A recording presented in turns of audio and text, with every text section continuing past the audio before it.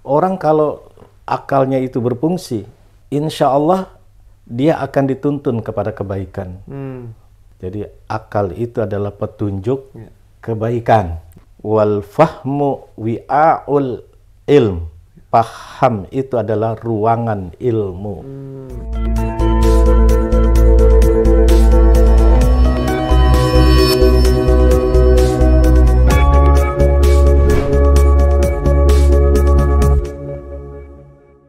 Bismillahirrahmanirrahim. Assalamualaikum warahmatullahi wabarakatuh. Waalaikumsalam warahmatullahi wabarakatuh. Bismillahirrahmanirrahim. Alhamdulillah rabbil alamin wa bihi nasta'in wa ala umurid dunya waddin wassalatu wassalamu ala rasulillahi ajma'in wa ala alihi wa sahbihi wa man tabi'ahu wa wala. Farabbi syrah li sadri wa yassir li amri wa saddiq lisani wahdi qalbi bihaqqi sayyidina Muhammadin sallallahu alaihi wasallam. Amma ba'd. Mitra JC yang dirahmati oleh Allah Subhanahu wa taala, alhamdulillah di siang hari ini kita bisa bertemu lagi dalam program kantin, yaitu kajian rutin. Dan siang hari ini spesial sekali Mitra JC. Jadi bukan cuma martabak yang spesial ya. Nah, tapi siang hari ini karena biasanya Mitra JC ditemani oleh Bu Fenty ini ya, salah satu host kondang kita. Cuman karena beliau saat ini ada beberapa tugas, akhirnya Bang Jay yang menemani siang Mitra JC.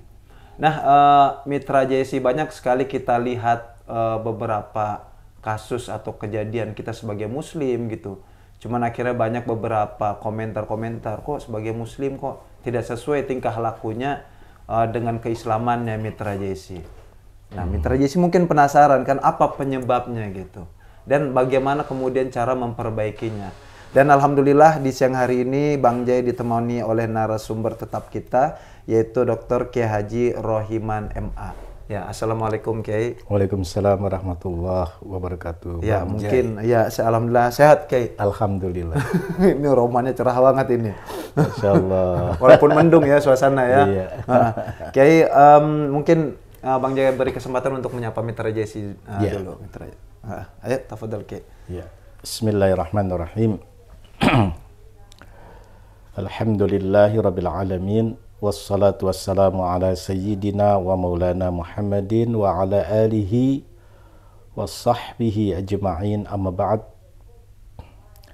Para pemirsa kantin JIC yang semuanya mudah-mudahan dirahmati dan dimuliakan oleh Allah Subhanahu wa taala. Kita ingin sekali berkeinginan menjadi manusia yang baik, yang memiliki perilaku yang baik, dan kebaikan kita ini tidak saja berdampak pada diri kita, keluarga, akan tetapi diharapkan pada umumnya berdampak kepada seluruh lapisan masyarakat. Itu Bang Jay. Ya. Jadi ada hal yang perlu ditelisik di dalam diri manusia, di mana apabila kita memahami ya unsur-unsur yang ada di dalam tubuh manusia yang mempengaruhi manusia itu berbuat baik dan yang mempengaruhi juga manusia untuk melakukan keburukan. Nah, sehingga ada istilah dalam kitab Nasaihul Ibad karya Syekh Nawawi itu, ada 4 mutiara dalam tubuh manusia. Ya, terkait manusia itu diciptakan oleh Allah sebagai makhluk yang paling sempurna. Ya. Dalam surat At-Tin ayat 4 Allah Ta'ala berfirman, laqad khalaqnal insana fi ahsani taqwim. Sungguh kami telah ciptakan manusia itu dalam bentuk yang seindah-indahnya, sebaik-baiknya. Nah, dalam konteks bentuk yang sangat indah ini, karena manusia itu di dalam dirinya, dalam penciptaannya itu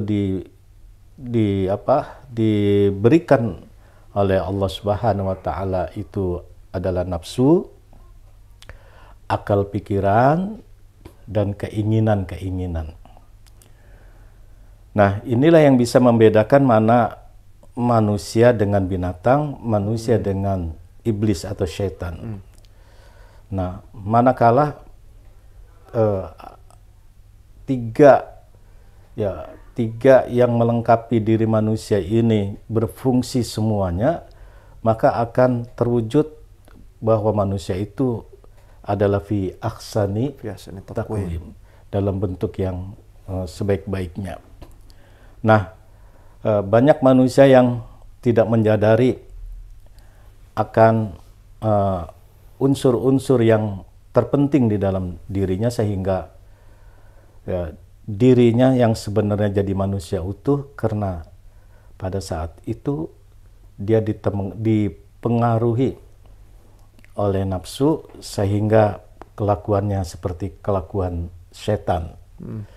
Ada manusia yang pada saat itu tidak melibatkan tiga unsur tadi, maka dirinya akan berbuat seperti perbuatannya binatang, yaitu ittiba'ul hawa, mengikuti hawa nafsu. Nah, manusia bisa melakukan ketaatan, bisa melakukan pendekatan diri kepada Allah. Nah, maka mirip seperti malaikat. Jadi pada diri manusia itu bisa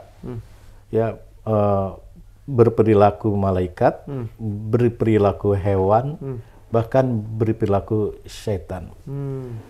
Nah, karena itu kita telisik nih, apa sih yang menjadi 4 unsur di dalam tubuh manusia. Di dalam hadis Nabi Muhammad sallallahu alaihi wasallam yang pernah dicatat oleh Syekh Nawawi, dikatakan arba'atu jawahira fi jismi bani Adam. Yuzilluha arba'atu asya. Ada 4 mutiara dalam tubuh manusia, di mana 4 mutiara itu akan lenyap dengan 4 perkara. Bayangkan, yang tadinya mutiara bisa hilang dan tidak berfungsi apa-apa. Nah, begitu Bang Jai, Amal jawahir fal aqlu wad din wal haya wal amalus salih. Katanya 4 mutiara ini yang paling mendorong manusia untuk berbuat baik sehingga memiliki akhlak yang baik, dan akhlak yang baik ini merupakan norma di dalam kehidupan bermasyarakat, gitu ya. Nah, katanya apa? Akal. Nah, akal ini alatil idrok. Kalau menurut pendekatan teologi itu alatil idrok. Jadi alat menangkap, alat memahami. Nah, sedangkan menurut Ibnu Hajar al-Asqalani mengatakan, katanya akal itu jauharun ruhaniyun. Artinya unsur atau mutiara yang berbangsa rohani. Nah, yu'rafu bihil haqqa wal batil. Katanya dengan mutiara di dalam dirinya manusia itu, akalnya digunakan sehingga dia dapat mengenal mana yang hak, mana yang batil, mana yang salah, mana yang benar, mana yang adil, mana yang curang. Nah, itulah fungsinya akal di situ sebagai alatul idrak, sebagai alat untuk menangkap. Nah, gitu ya. Nah, ini orang kalau akalnya itu berfungsi, insya Allah dia akan dituntun kepada kebaikan. Maka itu ada kaul ulama mengatakan al-aqlu dalilul khair. Jadi akal itu adalah petunjuk kebaikan. Wal fahmu wi'aul ilm. Paham itu adalah ruangan ilmu. Masya Allah. Ya, jadi unsur yang utama atau unsur yang paling utama ini adalah akal pada diri manusia. Terus waddin, apa itu din? Din itu adalah agama. Ya, kalau bahasa sosiologi itu adalah norma-norma sosial. Ya, atau dalam bahasa sosiologi yang lain juga dikatakan pranata sosial. Dengan kita memahami agama, maka dengan akal. Ya, kalau akalnya tidak dibungsikan, maka agama itu susah untuk dipahami. Iya. Nah, gitu kan? Nah, misalkan dia mau mengenal Allah Subhanahu wa taala, dia harus menggunakan akal sehatnya. Nah, bagaimana dikatakan Islam itu benar? Kalau pada saat itu akalnya tidak terjun. Nah, kalau pada saat itu akalnya ini tidak menemukan kebenaran dalam Islam itu sendiri. Nah, terus bagaimana Nabi Muhammad SAW memiliki kebenaran-kebenaran yang dibuktikan oleh mukjizat, ya, kalau tidak digunakan akal. Berarti agama ini adalah akal ini dia alat untuk memahami agama. Nah, sedangkan agama itu adalah penjelas, penerang, ya, agar seseorang memiliki perilaku yang baik. Nah, itu agama. Ya, wal haya'u, rasa malu. Ya, ada orang yang akalnya baik, jenius, memiliki latar belakang pendidikan yang cukup tinggi. Terus kalau bicara soal agama juga bagus. Tapi Bang Jeng nggak ada rasa malu. Ada nggak Bang Jeng kayak begitu? Banyak, Pak. Kayak sekarang. Ya Allah. Jadi dia dilihat oleh orang banyak, banyak melakukan hal-hal yang menyimpang. Padahal dia ahli hukum, kan begitu. Padahal dia juga secara pendidikan, ya, orang yang sangat dikagumi oleh masyarakat. Tapi tiba-tiba dia melontarkan kata-kata yang tidak baik, bahkan menghina orang di depan publik misalkan, ya, atau menganggap kecil orang. Nah, ini kan berarti dirinya tidak ya memiliki rasa malu. Ya, gitu loh. Nah, terus yang seharusnya dia menjadi panutan, yang seharusnya dia menjadi suri tauladan, yang sebenarnya dia menjadi qudwah, suri tauladan lah begitu. Tiba-tiba dia sendiri menyimpang, dia sendiri melakukan hal-hal yang tidak hal-hal yang tidak semestinya dilakukan. Ya, kalau pendek kata dia itu melanggar. Nah, itu bukannya berperan pada saat itu akal sehatnya, ya, atau agamanya, tapi emang rasa malunya yang nggak ada gitu. Ya, betapa banyak orang yang pintar tapi tidak memiliki rasa malu. Na'udzubillah. Nah, kemudian ada lagi yang terakhir itu wal amalu saleh. Ya. Jadi amal saleh, amal yang baik. Ya. Terus dilanjutkan konsep ini, ya, konsepnya Syekh Nawawi yang mengutip hadis Nabi Muhammad sallallahu alaihi wasallam, fal ghadabu yuzilul aqla. Nah, baru marah itu dapat menghilangkan akal sehat.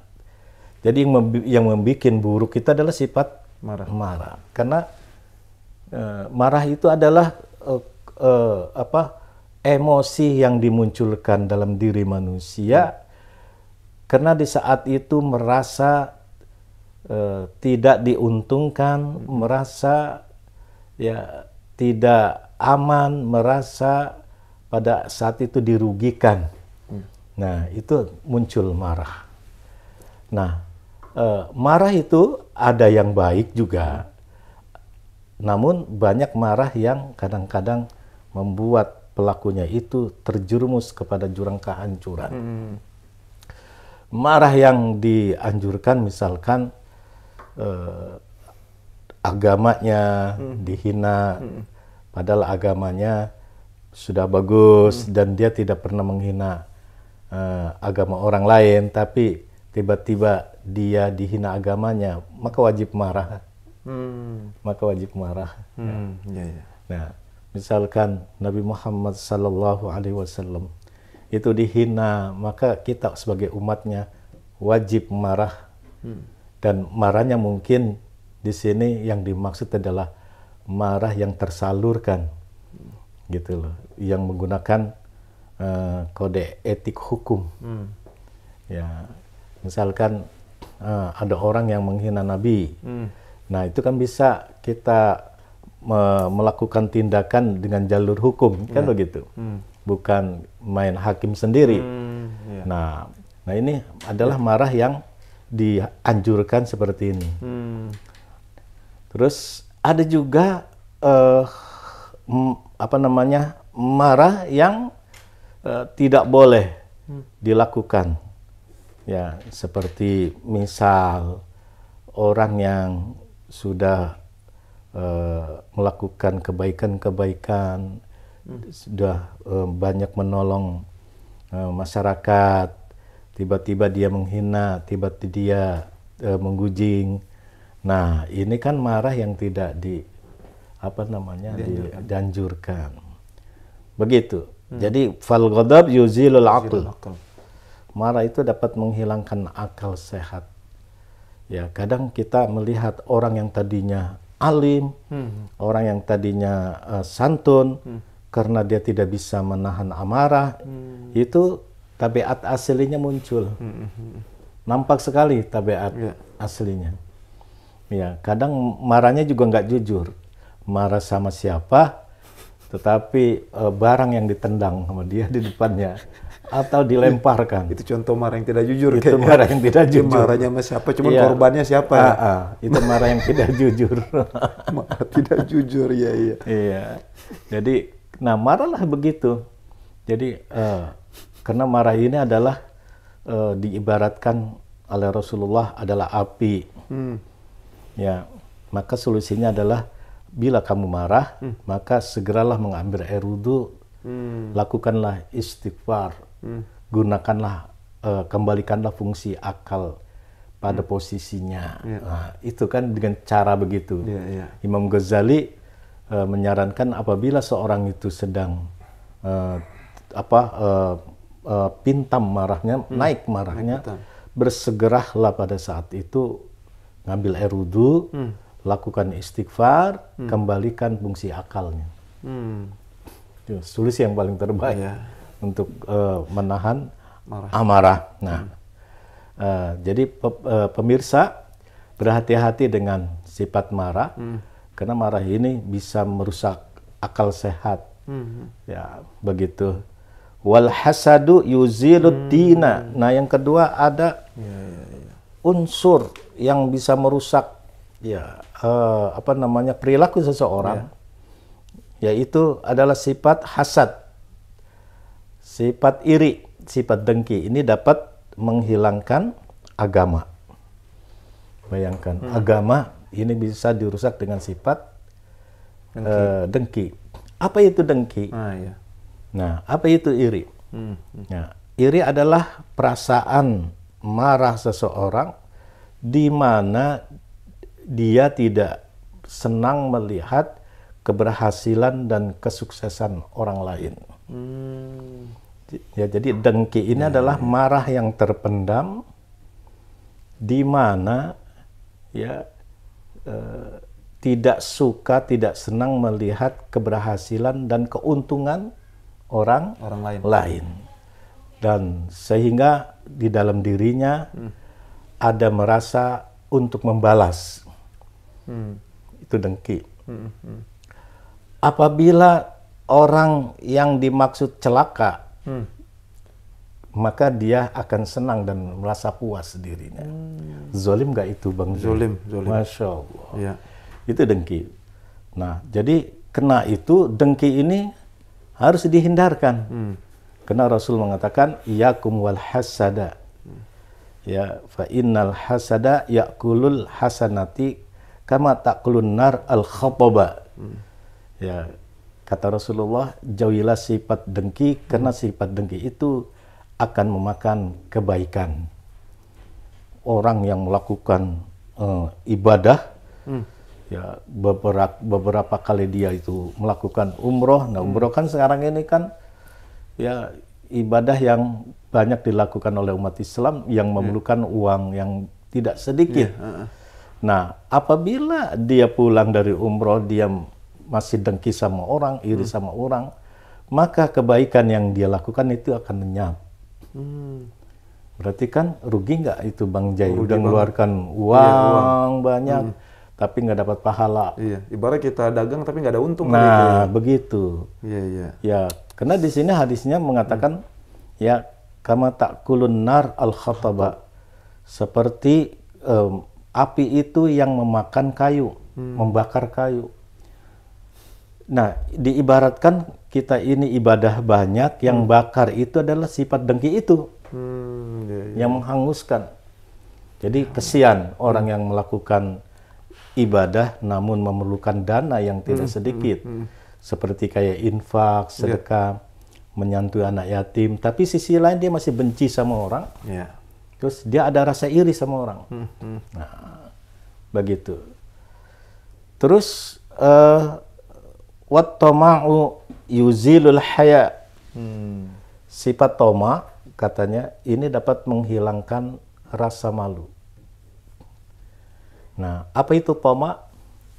Toma adalah keinginan yang tidak tidak ada batasnya. Itu namanya toma. Keinginan-keinginan yang merasa mau lebih, itu namanya toma. Nah, toma ini adalah biang dari segala kerusakan akhlak. Ini toma. Sehingga Ibnu Athaillah mengatakan di jelasan dalam kitab Hikam itu, ma basaqat agsanu zulli illa bi baldrin toma. Tidak akan berkembang ya keburukan pribadi seorang kecuali di dalamnya sudah tertanam sifat toma, sifat serakah. Nah, berarti dari serakah, kata Profesor Dr. Zakaria Derajat, akan memunculkan penyakit-penyakit hati yang lain. Nah, penyakit hati yang lain ini menurut sosiologi adalah disebut deviasi sosial. Penyakit sosial. Nah, biasanya orang dengki ini akan tertanam sifat jahat, ingin menyingkirkan rivalnya. Ingin menyingkirkan orang yang menyaingi dirinya. Itu orang dengki seperti itu. Ya tidak tanggung-tanggung menyingkirkannya, ini bisa dibunuh itu orang, bisa melenyapkan karena dasar dengki. Jadi orang dengki ya dibiarkan, ini akan merusak tatanan sosial, bisa hancur karena sifat dengki gitu loh. Maka dikatakan dengan sifat toma. Jadi toma ini bisa katanya menghilangkan rasa malu. Ya, sekali lagi toma itu bisa menghilangkan rasa malu. Jadi dirinya serakah, dirinya ini haus kekuasaan, dirinya itu haus dengan ekonomi, dirinya itu haus dengan jabatan, dengan cara yang bagaimana yang penting dia itu menjabat, yaitu berhasil, meskipun ada cibiran dari rakyat, cibiran dari warga, dia tidak peduli itu, yang penting saya senang. Nah, kalau menurut Bang Jai itu dia punya rasa malu apa tidak? Udah nggak ada kayaknya. Nggak ada rasa malunya. Ya, berarti pada saat itu ya tidak saja dia itu hilang rasa malunya, akal sehatnya tidak lagi berfungsi pada saat itu. Nauzubillah, jangan kita ini tidak memiliki rasa malu. Nah, maka itu ada hadis mengatakan al-haya'u minal iman. Malu itu bagian daripada iman. Nah, ada haya'un nafsi, ya, adalah rasa malu karena terhadap dirinya sendiri. Contohnya begini, dia mengajak kebaikan kepada orang lain, dia sendiri tidak mau melakukannya. Dia harusnya tahu malu. Nah, kita kan sering nih ngajak kawan-kawan kebaikan, kita ngajak sholat, kita mengajak bersedekah. Kita sendiri tidak bangun malam untuk sholat, kita juga jarang baca Quran, kita juga jarang berinfak. Harusnya kita tahu malu dengan diri kita sendiri yang pernah mengatakan seperti itu.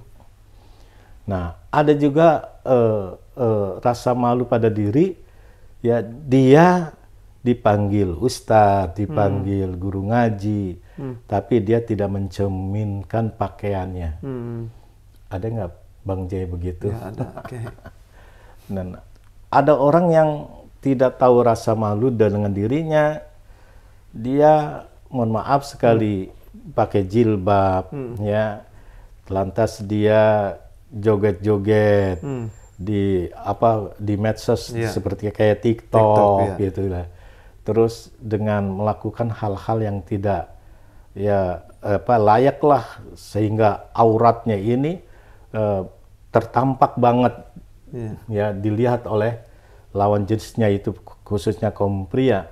Orang yang seperti ini sudah artinya sudah kehilangan rasa malunya.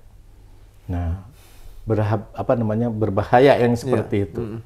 Ya, jadi dia melakukan kecurangan, melakukan ketidakadilan, ya, ditonton, disaksikan oleh banyak orang, dia tidak akan ada rasa takut, malah dia bangga. Nah, ini berarti dia tidak malu dengan dirinya. Atau juga disebut ada haya'un imaniyah, rasa malu karena keimanan. Contoh, betapa banyak kebaikan Allah kepada diri kita. Banyak nggak, Bang Jay? Banyak. Orang yang melakukan maksiat saja, itu masih dikasih rezeki oleh Allah. Nah, harusnya ketika dia dapat rezeki, dia bersyukur. Kalau dia tidak bersyukur, itu nggak tahu malu di hadapan Allah. Gitu ya. Karena ada makalah yang mengatakan innal abda idza aznaba minallahi ta'ala fa'alaihi arba'u khisalin. Ya, katanya gini, seseorang hamba, ya, apabila dia melakukan dosa di hadapan Allah, maka baginya itu ada 4 perkara. La yahjubuhu, ya, la yahjubuhu anhu rizqa, rezekinya tidak diputuskan, walaupun dia melakukan maksiat. Berarti Allah Ta'ala begitu baik, kan? Ya, kalau dia tidak bersyukur, tidak tahu rasa malu, ya, berarti dia itu orang yang terburuk di hadapan Allah. Nah, terus apalagi la yahjubu anhu as-siha, katanya kesehatannya ini tetap diberikan oleh Allah, walaupun dia melakukan berbuat dosa. Ya, wala yudhiru ya anhu az-zanba, maksudnya tidak ditampakkan dosa dia di depan orang. Kita ini banyak dosa. Andai dosa itu ada luka di depan orang, mungkin kita banyak luka wajah kita, kan? Iya. Nah, ini saya teringat dengan murid dari Imam Junaidi al-Baghdadi. Ketika dia memulai masa suluknya. Suluk itu perjalanan menuju Allah, itu namanya suluk. Nah, di saat dia melakukan suluknya, dia ada tetangga yang meninggal, dia ikut ngubur. Nah, di komplek kuburan, ini laki perempuan menjadi satu. Maka di depan dia ada wanita yang saat itu dilihat jelas wajahnya. Nah, si murid Al-Imam Junaid al-Baghdadi ini melihat tanpa kedip mata. Dia tidak menundukkan wajahnya. Dia menikmati pandangan wajahnya si perempuan ini. Dia tidak sadar dan dia tidak lekas-lekas istighfar. Begitu pulang, ternyata ada seorang ibu yang ngasih tahu, ya mas, ya mohon maaf wajah mas itu hitam. Wajah mas ini seperti kayak hangus, kebakar. Nah, maka anak muda ini menjawab, masa bu, iya, saya nggak ada rasa takut apa-apa. Saya tidak ada rasa sakit di dalam diri saya. Kalau tidak percaya, ini cermin. Betul, dilihat adalah hitam. Nah, dia ingat gurunya Al-Imam Junaid al-Baghdadi, dia ke pesantrennya. Saat itu dia minta solusinya, maka Imam Junaidi tidak keluar. Kamu di luar sana saja, jauh dari saya. Karena kamu telah melakukan dosa. Nah, bagaimana solusinya Imam? Kamu lakukan sini pertaubatan. Kamu di sini 40 hari di pesantren ini, lakukanlah taubat dan mendekatkan diri kepada Allah. Nah, berapa hari Bang Jai? 40 hari. Setelah 40 hari, maka disuruh pulang oleh Al-Imam Junaidi. Nah, kamu ini wajahnya sudah lagi tidak hitam, tidak hangus. Lihat. Jadi gini, melihat wajah perempuan yang tidak halal untuk kita, bukan istri, bukan mahram kita, maka dosanya itu 40 hari. Ya. Nah, terus kaitannya dengan ini bagaimana? La yudhiru anhu az-zanba. Tanda Allah Ta'ala itu sayang kepada dirinya, dosanya ini tidak ditampakkan di depan umum. Andai seperti tadi dikasih wajahnya ini gosong, hitam gitu.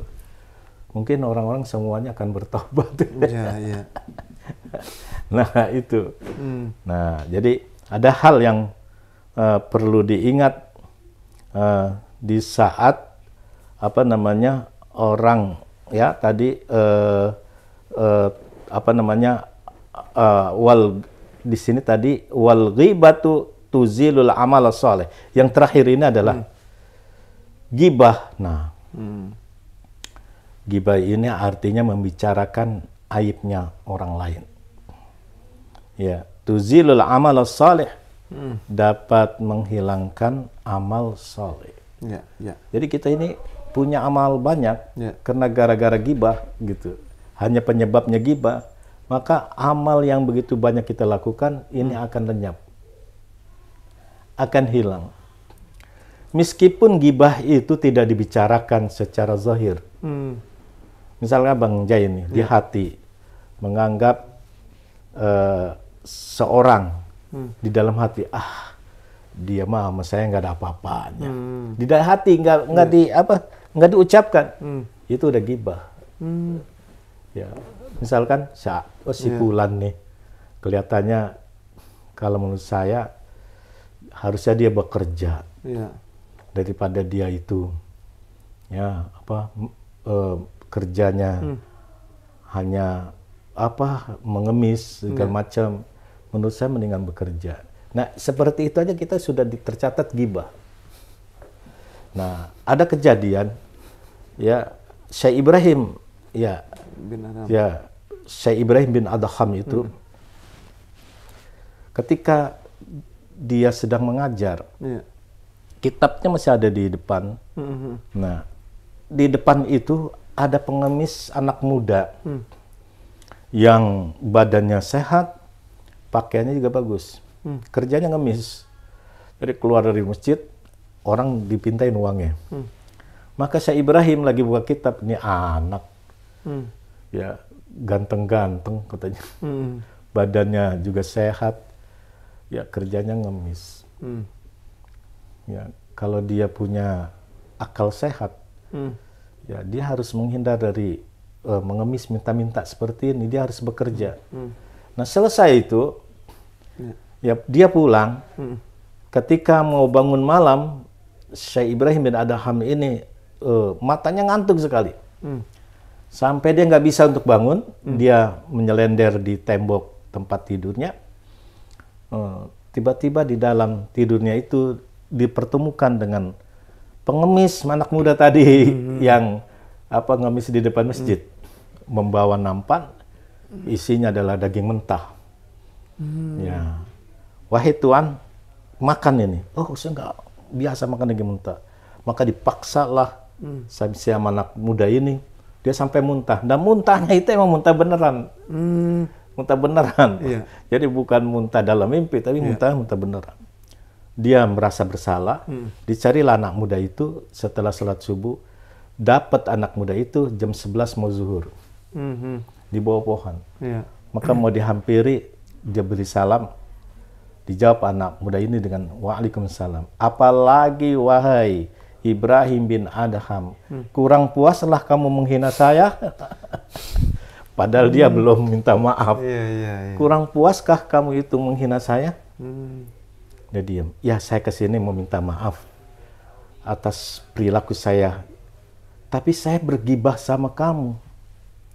Tidak dizohirkan, tidak diucapkan, cukup hati saya saja. Maka anak muda yang mengemis ini, dia mengatakan, selevel Anda seorang wali, seorang ulama yang begitu alim, tidak patut, tidak layak bergibah di dalam hati. Dia minta maaf. Bagaimana orang bergibah langsung diucapkan. Kadang-kadang gibah ini masuk ke WA grup kita. Dan kita bangun tidur, melihat ada teman kita melakukan gibah. Kita tambahin beritanya itu. Berarti kita ini sudah melakukan kontribusi berbuat gibah di pagi hari. Masya Allah. Ya, begitu ya, Bang Jaya. Ya, jadi berhati-hatilah ya terhadap diri di mana kita ini telah dibekali oleh Subhanahu wa Ta'ala, yaitu akal, agama, rasa malu, dan amal soleh. 4 ini bisa hancur ya dengan sifat marah, sifat hasad, ya sifat tamak, sifat gibah. Ya mudah-mudahan apa yang disampaikan ini bermanfaat untuk pemirsa semua. Amin, amin. Terutama untuk diri kita. Ya, amin. Ya, kita juga kan dalam kondisi di era global ini, ya kena pengaruh medsos. Ya, ini akhlak kita mulai sedikit-sedikit bergeser. Dan bahkan orang yang melakukan hal-hal yang tercela itu dianggapnya benar menurut kita. Ya, padahal itu adalah tanda bahwa kita ini tidak lagi kembali kepada akal sehat kita. Gitu. Saya rasa itu Bang Jai yang saya dapat sampaikan. Ya, terima kasih Kiai. Mungkin untuk sedikit mempertajam pembahasan kita kali Kiai. Akhirnya alhamdulillah Kiai closing dengan bagaimana perkembangan sosial media Mitra JC. Nah, tadi kan al-aqlu yu'rafu bihil haq wal batil gitu. Dengan akal gitu Kiai. Sebenarnya apalagi sebelum-sebelumnya tuh rame tentang istilah akal sehat. Iya. Kita kan sebenarnya tahu ini perbuatan ini batil gitu. Nah, ini sebenarnya akalnya yang salah atau memang ada faktor lain yang membuat orang itu akhirnya melakukan sebuah kesalahan? Jadi gini, ada firman Allah yang berbunyi seperti ini, fa'alhamaha fujuraha wa taqwaha. Jadi manusia itu diilustrasikan oleh Allah jalan fujur, jalan takwa. Berarti ada kekuatan di sini. Ada kekuatan akal dan ada kekuatan nafsu. Orang yang memiliki akal sehat tadi sekarang ini lagi sedang didengung-dengungkan gerakan akal sehat ya kan? Padahal itu sudah dimotivasi kan untuk kita melakukan akal sehat. Ternyata pada kenyataannya banyak orang yang melakukan pelanggaran. Iya. Bahkan melanggar norma susilanya kan ada juga kan begitu. Nah, sebab apa? Kena akalnya masih kalah dengan nafsunya. Berarti kekuatan nafsunya lebih tinggi daripada akalnya. Oh, jadi itu penyebabnya karena itu. Kekuatan nafsu lebih dominan dibanding akal. Akal ini disebabkan nafsu ini lebih tinggi dari akalnya kualitasnya. Sebab apa? Sebab hatinya ini hanya bergantung dengan dunia beserta isinya. Makanya Ibnu Athaillah mengatakan kaifa suwarul aqwan muntabi'atu fi mir'atihi. Bagaimana hati seorang ini mau bercahaya sementara bayangan-bayangan dunia masih terpatri di dalam dirinya. Ya, Bang J suka uang nggak? Waduh, jangan tanya kayak kebutuhan kita itu. Ya, normal kita mengatakan kebutuhan kita. Tapi di saat kita ini punya akal sehat, ada nafsu, ternyata kita kalah sama nafsunya. Ya, contoh, ketika waktu sholat, kita waktu sholat. Uang kita tertinggal di kamar mandi. Kira-kira sholatnya ini khusyuk apa tidak? Itu satu bukti bahwa kita itu berat banget dengan uang Rp50.000. Sambil sholat mikirin kita. Iya. Ya, artinya gini, berarti yang membuat seorang ini memunculkan nafsunya, nafsunya itu lebih tinggi daripada akalnya, kualitasnya, karena bayangan dunia ini masih ada dalam dirinya. Nah, untuk menghindari itu semua, maka cara pendekatan sufistik itu dengan melakukan musyahadah. Musyahadah itu artinya melihat perbuatan Allah. Oh, af'al. Iya, jadi af'alillah.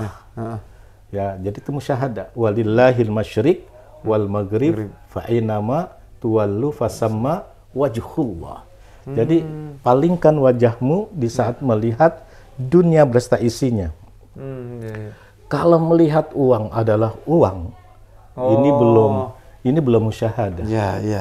Kalau dia melihat uang di balik itu ada yang memberikan, adalah Allah. Ini orang musyahadah. Berarti uang hanya dianggap sebagai amanah, sebagai titipan. Yang namanya nitip. Berarti kan terserah yang beri. Nah, artinya di sini kita tidak memiliki potensi, tidak memiliki kuasa. Kira-kira akal kita mau nggak dibawa arah ke sana? Kalau mau, dia akan terima itu dan dia tidak terjerumus dengan nafsunya. Berarti tipsnya tadi karena hubud dunia kayaknya. Hubud dunia. Kan Nabi mengatakan hubud dunia ra'su kulli khati'ah. Dunia ini pangkal dari segala kesalahan dan dosa.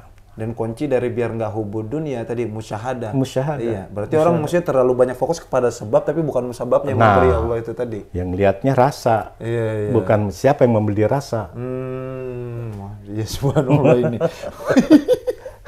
Ini makin lama makin tinggi aja mitra guys ya. Ya, kan kita ini emang kajian yang menyadarkan hati dan pikiran manusia. Dengan Bu Fenty yang biasa jadi host itu, beliau bisa mengangkat ya ternyata banyak jalur-jalur sufistik di sana. Jadi sekarang ini Bang Jai orang ingin sekali ketenangan batin. Iya benar. Iya lagi pada butuh. Iya. Jadi ketenangan jiwa. Cuma satu kan ketenangan itu zikrullah. Oh, kalau kata orang sekarang healing kayak jalan-jalan kata dia mah. Padahal obatnya satu zikrullah aja, zikir aja udah. Ya healing jalan-jalan. Kalau uangnya udah habis pun jadi ruwet lagi. Sih pas pulang sih pusing lagi kepala kita. Jadi tetap malah bukan nyelesain masalah kayak malah tambah beban. Betul. Kemudian kayak masalah malu tadi. Maksudnya penempatan malu ini kan kalau dia udah nggak punya malu maka akan rusak gitu. Tapi sebenarnya boleh nggak sih kita maksudnya apa ya menempatkannya mungkin kayak sama kayak tadi kan apa tuh yang mana marah gitu kayak udah ngasih tips biar nggak marah apa segala macam kayak gitu. Nah untuk malu sendiri gitu. Ya jadi malu itu kalau mau sembuh dari orang yang tidak ada tahu malunya kan begitu. Maksudnya kita ini memiliki istihya rasa malu itu yang dimaksud adalah malu diri dengan malu dengan keimanan. Itu ya. Ya kalau malu diri misalkan dia dipanggil seorang ustadz dengan pakaian yang tidak menampilkan seorang ustadz. Ya dia masih buka auratnya misalkan.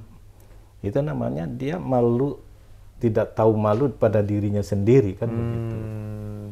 Nah, terus ada malu yang imaniyah. Malu imaniyah. Ya, dalam artian dia pada saat itu ya diberikan rezeki oleh Allah Subhanahu wa taala. Allah begitu baik kepada dirinya. Tapi dia tidak bersedekah, dia tidak harusnya dia kan berpaling ke sana. Nah, ini namanya kalau dia menyadari, ini rezeki Allah yang memberikan, saya diberikan kemudahan.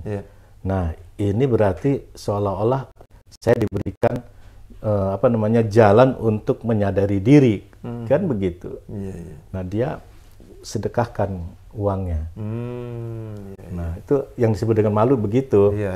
Ya, jadi bukan malu misalkan dia dagang takut ketahuan, itu gengsi namanya. Oh, beda lagi kayak istilahnya. Beda. Bukan malu itu. Iya. Nah, sekarang orang mau dagang di jalanan gelar emper begitu, lah kita tadi kena keluar ke rumah ini mencari nafkah gitu ya. Itu nggak perlu malu begitu. Memang adanya rezeki kita ukurannya seperti itu. Jadi penempatannya harus gitu, tepat berarti. Nah kemudian malu ini rusak dengan rasa hasad gitu. Sebenarnya yang Bang Jai pikirin gitu, kenapa Kiai? Sebabnya orang itu kok bisa dengki? Sebabnya.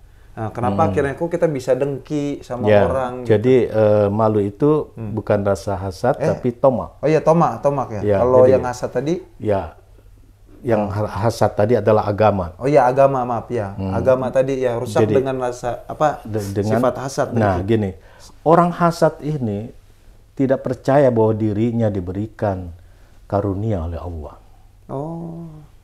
Tidak percaya. Iya. Nah, dia iri sama tetangganya, punya kendaraan. Lebih dari satu misalkan. Sementara dia motor saja juga belum lunas belum lunas kreditnya. Nah, terus dia iri. Nah, pada saat itu dia ada sifat mau melenyapkan dirinya dan hartanya. Itu orang iri kayak begitu. Jadi tidak suka melihat kesenangan orang lain. Bila perlu dia itu hancur segera. Nah, berarti orang ini tidak percaya bahwa dirinya pun diberikan karunia oleh Allah. Cuma kan kapasitasnya berbeda-beda. Oh, itu yang harus digarisbawahi, kapasitasnya berbeda-beda. Yang berbeda-beda. Seperti begini. Kapasitasnya Bang Jai dengan saya kan beda. Oh, jauh, oke. Iya. Ada yang dimiliki kelebihan oleh Bang Jai dan juga saya tidak memiliki. Sebaliknya seperti itu. Nah, kalau menyadari itu, nggak ada sifat. Nah, penyadaran ini tentu kembali kepada agama. Berarti gini, hasad itu bisa menghilangkan agama.